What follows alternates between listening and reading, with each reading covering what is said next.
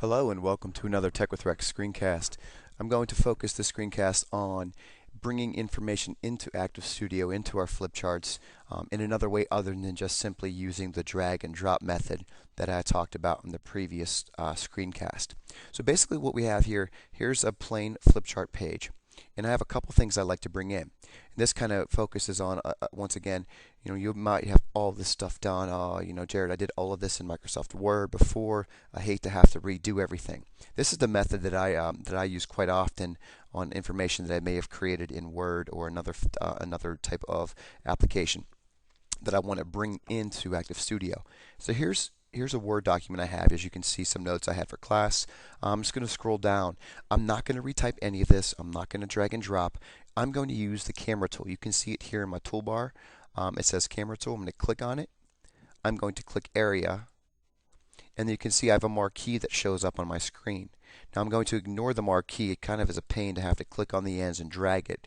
I'm just going to click a brand new spot and drag the marquee over the information I want to bring in. And what this is going to do is it's going to take a picture of these two questions and put them into my flip chart. You can see I have now this photograph option. The first option is to, if I click this button right here, this will actually put the information on the current flip chart page. This next button will put it onto a new page. So I'm going to click it and put it onto the current page. You can see it took a picture. And now it's an image that can move freely on the flip chart page. I can now click and resize. Now the students are working on the worksheet that I gave them, and now I've blown it up into some information into a much larger version of what they have.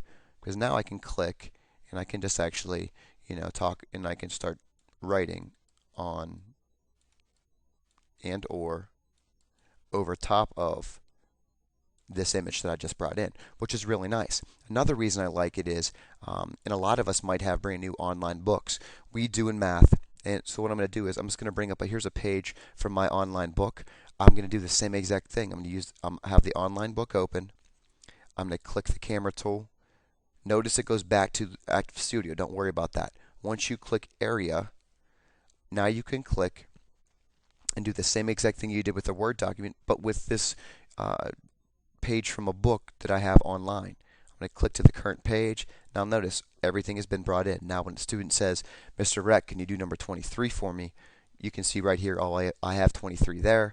I don't need to redraw anything, especially with something as crazy as this graph. Redrawing that would take me 15 minutes. Now I can click the pen and I can draw directly over top of this.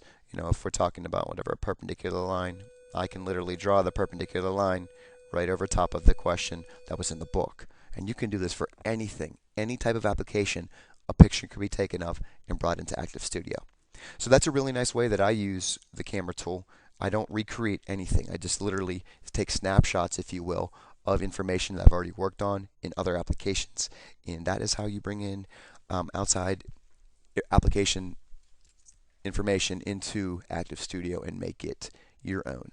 Thank you very much, and we'll be talking to you soon.